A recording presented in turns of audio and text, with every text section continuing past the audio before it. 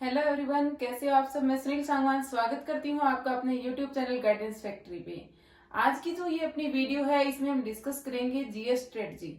जैसे अभी सीजीएल का पेपर भी आ रहा है या फिर और भी कोई एग्जाम होता है, जैसे सीपीओ का है या एमटीएस का है, सीएचएसएल का है और जितने भी एग्जाम्स हैं सबके लिए लास्ट में कैसे जीएस करें, ये जो वीडियो है उसके लिए है। अभी देखो, जो जीएस है इसका फोबिया हर किसी को रहता है, चाहे वो टॉपर्स है चाहे वो बिगिनर्स है, सबको।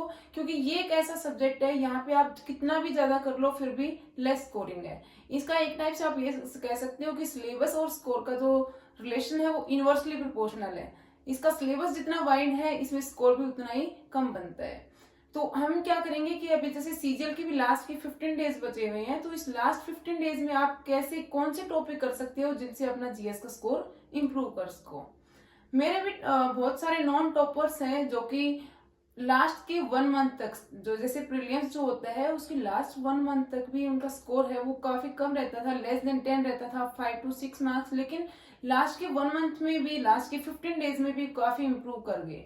तो आपको क्या करना है, कुछ मैं इंपॉर्टेंट टॉपिक्स बताऊंगी। ये जो इंपॉर्टेंट टॉपिक्स होंगे ये क्या है कि अभी जैसे सीपीओ 22 का एग्जाम हुआ है और जो सीपीओ का पेपर है वो भी टीसीएस ने लिया है, सीजीएल का जो आपका पेपर होगा वो भी क्या करेगी, टीसीएस ही लेगी। तो मैक्सिमम चांसेस है कि उसी टाइप के क्वेश्चंस डालेगी। वैसे भी कुछ जो इंपॉर्टेंट टॉपिक्स मैं आपके साथ डिस्कस करूंगी। ये जो टॉपिक है प्रीवियस ईयर जैसे आप पेपर एनालिसिस करोगे तो उनमें भी क्या है कि ये क्वेश्चंस हैं, जो ये टॉपिक है इनसे क्वेश्चंस है वो सबसे ज्यादा पूछे जाते हैं। तो ये जो कुछ टॉपिक है, जैसे जीएस में हम सब्जेक्ट वाइज बात करेंगे तो ये टॉपिक आपको जरूर करके जाने हैं। सबसे पहले जैसे हम बात करेंगे स्टैटिक जीएस की, तो स्टैटिक जीएस के मैंने कुछ टॉपिक है नोट डाउन किए हैं, यहाँ मैं साइड में भी लगा दूंगी। सबसे पहले हम बात करते हैं स्टैटिक में, जैसे art and culture. Art and culture है, ये तो इतना फेवरेट टॉपिक है, मतलब आप ये बोलो कि इससे तो भर भर के क्वेश्चंस पूछे जाते हैं। कोई भी पेपर उठा लेना आप टीसीएस का लेवा, ऐसा हो ही नहीं सकता कि उसमें आर्ट एंड कल्चर से क्वेश्चन ना आया हो। अभी जैसे सीपीओ वाला पेपर था उसमें भी इंपॉर्टेंट डांसर से क्वेश्चन पूछा गया है, इंपॉर्टेंट जो सिंगर्स हैं, क्लासिकल सिंगर और क्लासिकली जो डांसर हैं उनसे क्वेश्चन पूछा गया है। उसके बाद जैसे अवार्ड्स हो गए उनसे क्वेश्चन पूछा गया है। बुक एंड ऑथर से कोई भी पेपर ऐसा नहीं था जिसमें क्वेश्चन ना पूछा गया हो, हर एक में 2 से 3 क्वेश्चन पूछे गए हैं। अब जैसे बुक में आप बोलते हो कि कौन सी बुक करनी है, तो जो मैक्सिमम क्वेश्चंस पूछे गए हैं वो जो रिसेंट की बुक्स है और वो जो फेमस बुक्स हैं उनसे क्वेश्चन पूछे गए हैं। जैसे अभी जो ये पेपर हुआ है सीपीयू का उसमें सचिन तेंदुलकर की जो बुक है उस पर क्वेश्चन पूछा गया, युवराज सिंह की बुक है उस पर क्वेश्चन पूछा गया, ट्रेन टू पाकिस्तान वाली जो बुक है उस पर क्वेश्चन पूछा गया, सोनू सूद पे जो बुक है उस पर क्वेश्चन लिखा गया पूछा गया है। तो इस टाइप के क्वेश्चन है वो पूछे जा रहे हैं। उसके बाद जैसे टॉपिक है आपका स्कीम एंड प्रोजेक्ट्स, इससे क्वेश्चन पूछा जा रहा है। स्पोर्ट्स में क्वेश्चन पूछा जा रहा है, स्पोर्ट्स में जैसे ओलंपिक्स पे हो गया, मतलब जितने भी जो रिसेंट गेम हुए हैं कहाँ पे हुए हैं, उसमें हमें कितने मेडल मिले हैं, सिल्वर कितने मिले हैं, गोल्ड कितने मिले हैं, इस टाइप के जितने भी क्वेश्चंस बनते हैं वो सारे क्वेश्चन इन पे पूछे गए हैं अभी सीपीओ 22 में। तो इधर सीजीएल में भी मैक्सिमम चांसेस है उनसे क्वेश्चन पूछे जाएंगे। ऐसे ही माउंटेन पासेस का टॉपिक है वो काफी इंपॉर्टेंट है। तो जैसे ये स्टैटिक जीएस में मैंने 4-5 टॉपिक बताए हैं, इन टॉपिक को बहुत अच्छे से कर लेना, चांसेस है कि इनसे क्वेश्चन पक्का आएगा। उसके बाद जैसे हम बात करें कि करंट अफेयर्स की, तो करंट अफेयर्स में क्या है कि अभी सीपीओ 22 में जो करंट अफेयर्स है वो अप्रैल से लेके जो अगस्त सितंबर तक की ज्यादा पूछी गई है। जैसे पहले जो पेपर हुए थे उसमें करंट अफेयर्स एक साल पुराने दे रहे थे। सीपीओ से पहले जो भी जैसे पेपर हुआ तो उसमें 2020 की पूछ रहे हैं, 2021 की पूछ रहे हैं। सीपीओ 22 में भी पूछी गई है 2020 और 21 की, पर वो एक आधे क्वेश्चन पूछे गए हैं, इतने क्वेश्चन नहीं पूछे गए।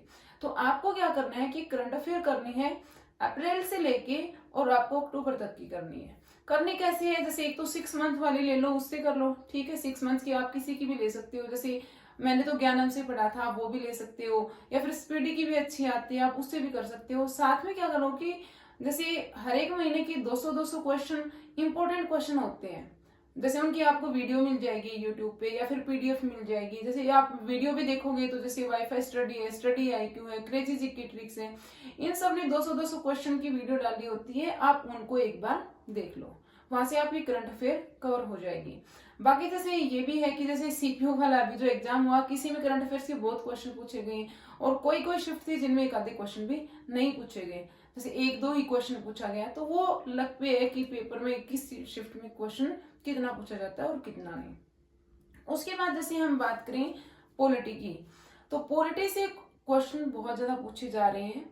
और किस पे पूछे जा रहे हैं, कौन से टॉपिक आपको करने हैं, तो एक तो फंडामेंटल राइट्स, बहुत अच्छे से आपको आर्टिकल करने हैं कि कौन से आर्टिकल में क्या है, 16 आर्टिकल में क्या है, 17 में क्या है, 21 में क्या है, 21 पूछा गया है, 32 पूछा गया है, 163 पूछा गया है। तो ये जो आर्टिकल्स है बहुत इंपॉर्टेंट है।